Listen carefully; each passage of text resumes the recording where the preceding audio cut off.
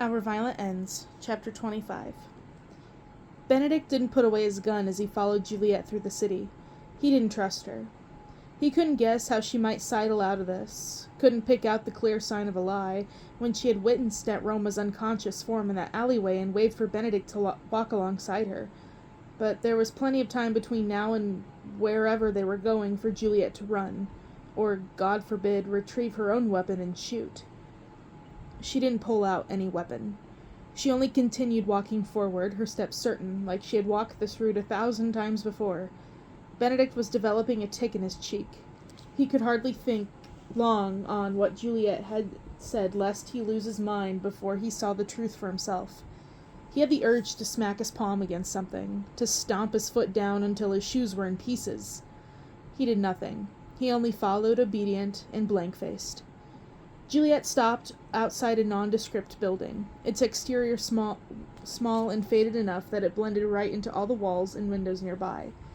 There were 3 steps that went up into the building, and though the open entranceway, there was a single door pressed right by the entrance, 2 or 3 paces away from a staircase that continued winding up.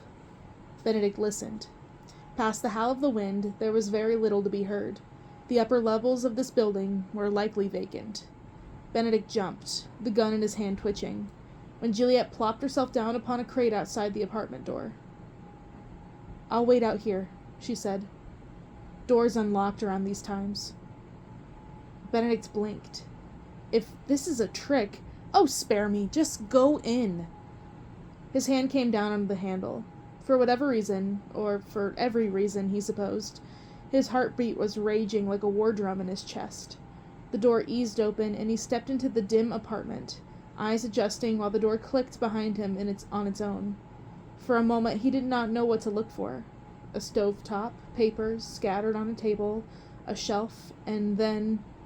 there, like a goddamn specter raised from the dead, Marshall Seho was lounging on a shabby mattress. Hearing the intrusion in his room, Marshall casually glanced up from the wood carving he was working on, then did a rapid double-take, bolting to his feet. "Ben?" he exclaimed. He was paler. His hair was shorter, but uneven, as if he had taken a pair of scissors with his own hands and hacked away, doing a piss-poor job at the back. Benedict could not move, could not say anything. He gaped like a fish, all wide eyes and loose, hanging mouth, staring and staring because this was Marshall, alive and walking in front of him. "Benedict," Marshall said again, nervously now. "Say something." Benedict finally jolted to action. He picked up the nearest object he could find, an apple, and threw it at Marshall with all of his strength. "Hey!" Marshall yelped, jumping out of the way. "What gives?" "You didn't think to contact me?" Benedict shouted. He picked up an orange next. It bounced off Marshall's shoulder. "I thought you were dead. I mourned you for months. I slaughtered Scarlets in your name." I'm sorry. Marshall kept darting around, trying to avoid being target practice. "It had to be this way. It was too dangerous to tell you. Juliet's reputation is on the line if this gets out. I don't care about Juliet. I care about you." Suddenly, Benedict and Marshall both froze. The former remembering that Juliet was still within hearing range, and the latter realizing that she must be outside if Benedict was here. There came a shuffling sound on the other side of the door, and then Juliet clearing her throat. "You know what?" she called. "I think I might go take a walk." Her heels clicked off, fading into the distance. Benedict felt like a hole that had been punctured to his lungs as he leapt up against the table. All that fury and anger had been carrying inside him, finding nowhere to go and opting to deflate instead. He had expected to explode outward, to at least rid the darkness in his chest by seeking revenge and directing a very sharp object at Juliet. Instead, the darkness had turned to light, and now he was an overwrought light bulb, close to implosion when the vacuum space inside shattered. "She didn't have to save me," Marshall said softly, when it looked like Benedict was at a loss. Benedict remained staring at the table, both his hands pressed to the flat surface. Slowly, Marshall crept nearer until he was right beside Benedict. He opted to lean against the table, the two of them facing different directions. She could have killed me and secured complete power, but she didn't. She has been hiding you? Benedict asked, his head lurching up. Here, all this time? Marshall nodded. If Tyler Kai finds out, it is not merely a fight that will result. It is Juliet's entire position. She will be ousted. She could have avoided pretending to kill you in the first place, Benedict muttered. And have us all die at the Scarlet's hand in that hospital? Marshall asked. Come on, Ben. I already had a bullet in my stomach. If she hadn't sent them running in these few minutes, I would have bled out. Benedict scrubbed at his face. Try as he might to be resentful, he had no alternative to offer. Fine, he grumbled. Perhaps Juliet Kai knew what she was doing. Marshall reached out and punched Benedict's shoulder. It was something he had done thousands of times before. Benedict's pulse picked up regardless, like the weight of this newfound knowledge added to the weight of the hit. I owed it to her to lie low, Marshall said, not noticing the turmoil unraveling right beside him. Well, when people on the streets weren't trying any funny business, at least. Otherwise, I was lying low. Funny business? Benedict echoed. Marshall picked up a cloth on the table and mimed tying it to his face. In a flash, Benedict saw the dark figure on the rooftop again, the one who had shot all those Scarlets when he had been badly outnumbered. That was you! Of course it was, Marshall replied, his dimples deepening. Who else would keep such a close eye on you? Benedict's breath left him in a whoosh. The air in the room grew still, or maybe that was just him, his lungs reaching critical deflation. I love you, he thought. Do you know? Have you always known? Have I always known? A notch in Marshall's brow formed, accompanying his hesitant smile. Marshall was confused. Benedict was staring, and he could not stop. All the terror and devastation that had wrecked him now these past few months lodged right in his throat like a physical block. You could reach for him. Ask if he loves you back. Ben? Marshall asked. Are you okay? If he loved me too, wouldn't he have told me? Wouldn't he have come to me, come hell or high water? Benedict reached over suddenly, but only to hug his friend close. Only to do as he had always done in those years they had known each other. Benedict jolted, but he was quick to return the embrace. Laughing as Benedict pressed his chin hard into Marshall's shoulder, like the physical sensation was enough to confirm that this was real. This was all real. Don't ever do that to me again, he muttered. Don't ever do something like that again. Marshall's arms tightened. Once is plenty, Ben. He's alive, Benedict thought, pulling back with a thin smile. That's all that matters. Roma awoke with a deep cough, rolling onto his side and wheezing for breath. By the time he came to, the moon was directly above him, shining into his blurry eyes. His neck was in pain, his back was in pain, even his ankles were in pain. But the vaccine still lay beside him, the bag untouched. So too did the papers tucked inside. What the hell? Over his head, the birds perched on the electric lines flew off at once, startled by Roma's shout. He hadn't seen who had knocked him out. Juliet was gone too, but there was no sign of a struggle, no blood in the alley or even a sequin fallen from her dress. Roma got to his feet.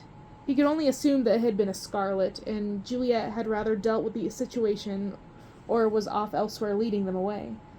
There was nothing he could do now except take the vaccine to Lawrence as he had planned. Roma trudged off. In that alley, the birds did not come back to his absence.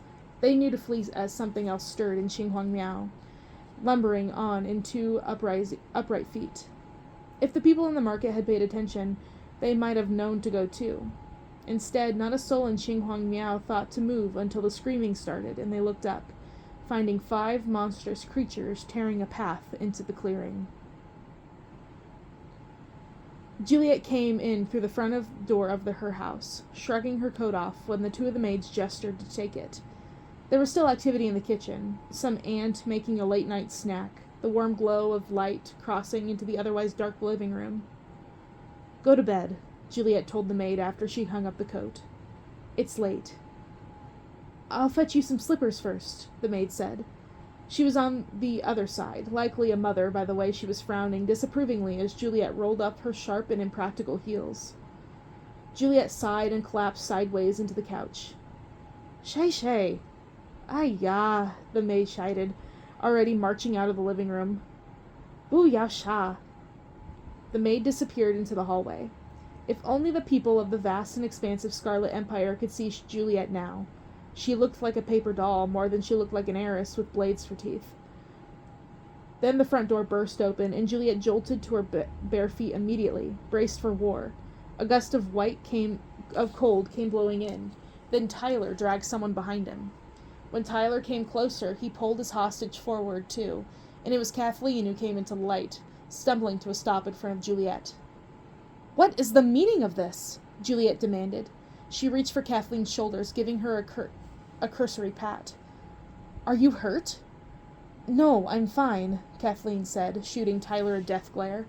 She rubbed her arm harshly. Your cousin just has barnacles for brains. I know you did it, Juliet, Tyler spat. I could smell your perfume everywhere. What was in it for you? Money? Power? Juliet exchanged glances with Kathleen, who shrugged, seeming flabbergasted as well. What are you talking about? Juliet asked. Tyler's expression turned livid. Why are you feigning ignorance? I am ignorant. What are you accusing me of? The monsters, Juliet. Monsters stormed the lab and took every bit of the vaccine. Horrified, Juliet staggered a step back, her legs hitting the couch.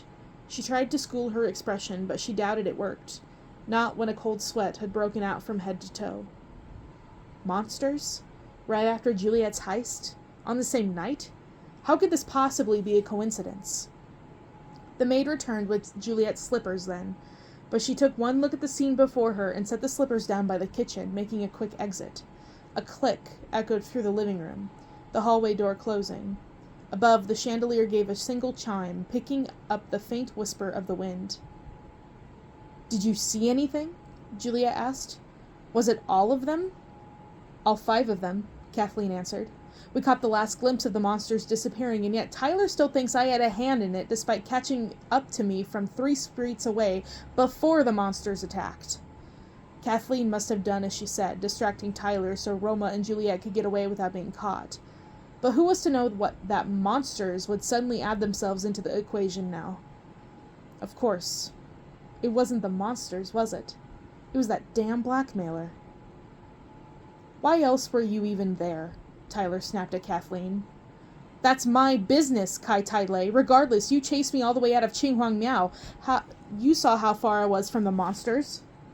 That wouldn't have prevented you from summoning them. That wouldn't have prevented you. At this, he pointed a finger at Juliet. From summoning them. Kathleen shook her head. You're being ridiculous. I'm going to go fetch Lord Kai to handle this. She trekked up the steps before Tyler could say otherwise, disappearing from view. In her absence, the living room fell quiet.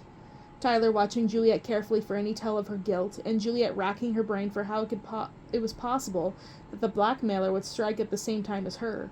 It couldn't have been the White Flowers. Roma had been lying unconscious in an alleyway. Benedict Montagov had been with her. No one else knew of her plans, unless Roma had sent people after him, which she could not imagine, for otherwise he would have had to explain how he came across the information. So what happened? Listen, Tyler said. His voice had lowered. If you just come clean, I'll help you. There's no shame in admitting that you're simply misguided. Juliet shook her head.